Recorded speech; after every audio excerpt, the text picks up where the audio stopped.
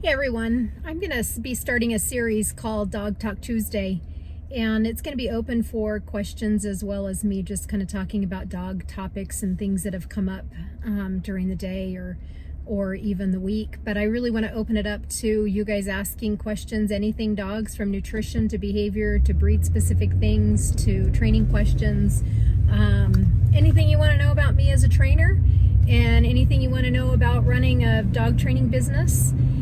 I'm open for questions, and it's Dog Talk Tuesday. I'm going to talk today a little bit about a couple of things that we have going on and some changes that we've made to just overall services and whatnot. And the first thing is I do have a podcast. It's published every Monday, and we talk about anything from dog poop to personal goals and dog specific stuff like having the leash on all the time to crate training. We are in it. We've been 2 years deep and going strong, and it's posted every Monday.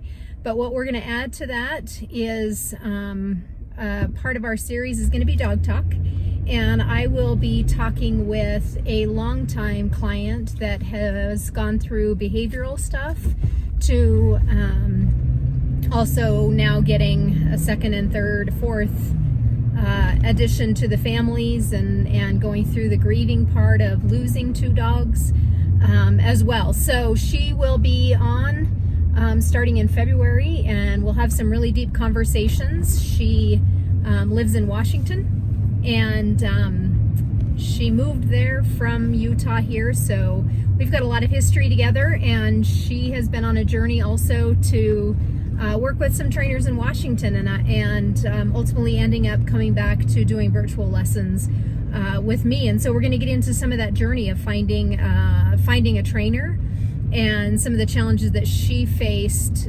making that move, and also finding somebody that is in line with her philosophies and the way she believes things should be. So really look forward to having Rebecca and adding to a second podcast in the week with our already existing podcast that is published every Monday. So I encourage you to listen to it and ask questions based on that as well.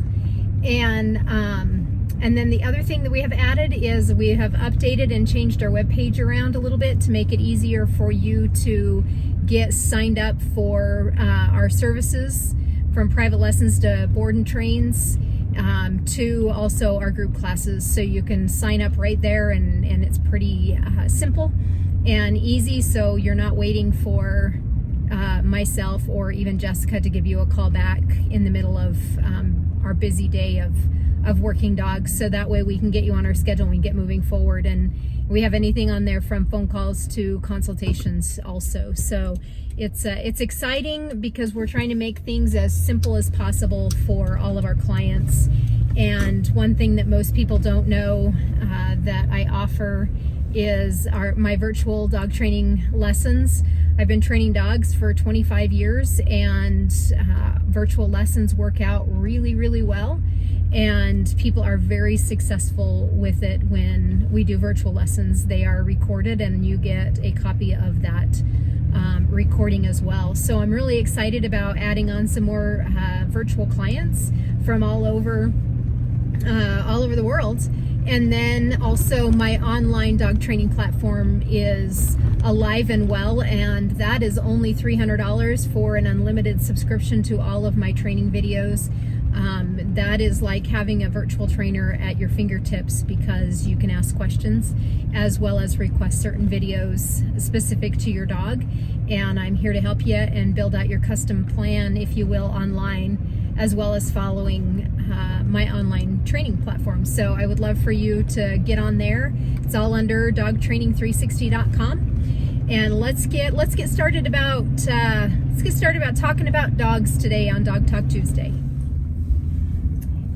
Hey all, welcome to Dog Talk Tuesday. Please feel free to ask any questions that you have, but I'm going to just talk to you about something that I hear all the time as I go into homes and start working with people's dogs, and this is on the topic of multiple dog homes or adding a second dog into your family. And I hear all the time that, you know, I got the second dog for the first dog and it's just not working out in a balanced way. The first dog is acting out in different ways that they don't normally do, and the second dog loves the people or is super naughty, and they're just struggling. So first I want to say that you should never get a second dog for your first dog. They don't really care, and they actually enjoy being the only child, if you will, and they enjoy their comforts and they enjoy their routines, and believe it or not, you are their pack and they really enjoy that. Even though you feel like you may not be home a lot, they still thrive in being an only dog, and they don't look at it that way. They don't look at it as being alone, and they don't look at it as being the only dog. As long as they feel safe, their needs are being met, from food and water and shelter to play sessions with you, to grooming sessions with you, to coffee mornings. It really becomes all about them. So first of all, don't get a second dog because you are getting it for the first dog. That's not a thing, and dogs don't think like that. However, if you want to add a second dog to your family, I think that's great. I have two, and I'm adding a third this weekend. So it's not a problem to add a dog to the family. It's just get that second dog or that third dog with the intentions of it having a different role, different responsibilities. Make sure that you're getting a personality that fits into maybe where the other dog is lacking. One dog may like to go out and go running with you. Maybe the other one would be one dog that you play fetch with, or likes retrieving games, or you get one dog that does herding and the other one that does obedience, and different games like that. So get the second dog with the intentions of filling a void for you and the family, not for the first dog. And that being said, make sure that that second dog feels just as important, and you spend just as much time with it as you have spent with the first dog in training and making that first dog good. The next thing is the second dog will always have a tendency to want to bond tighter to the first dog because they bond to their own species first and tighter. So what I will be doing with this new dog that's coming into our home, she's a puppy, but she's an older puppy. She will be attached on a leash and spend a lot of time with family members. And she will still have play sessions, of course, with the girls, but will definitely have her own routines and her own expectations, and know that we will be doing things together as an individual as well as a pack, and as well as just the girls. And then, so again, make sure that you have the right intentions when you're adding in that second or third or fourth dog, that you have a specific goal in mind when you get that second dog, and give them the same time. And I know that's super hard, and sometimes that first dog comes into your life at a point where you can spend a lot of time training it, and then you get the second one and you hope that the first dog will rub off on the second one, and they sure will rub off. Most of the time it's the bad habits first, and then the good ones are a residual, but they'll pick up the bad habits just as quick as they'll pick up the good habits. So if there's anything you don't like about the first dog, as far as their habits go, then you better make sure that's fixed before the next one comes in. And that doesn't matter if you're getting a puppy or an adult dog that you're adding into the home. It all is the same.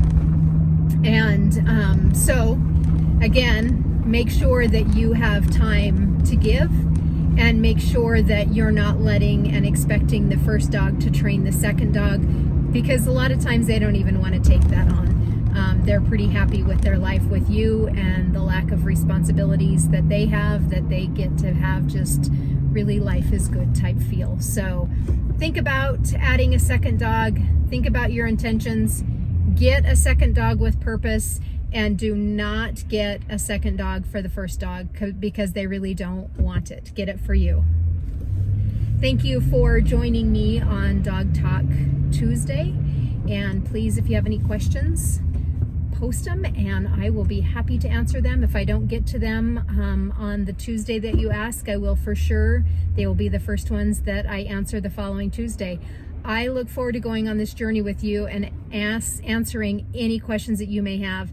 And just an FYI, if you have any working dog questions or working dog behavioral things, I can most likely answer them or guide you in the right direction. So hop on this journey with me, and let's make Dog Talk Tuesday a goal of educating everybody out there with a dog.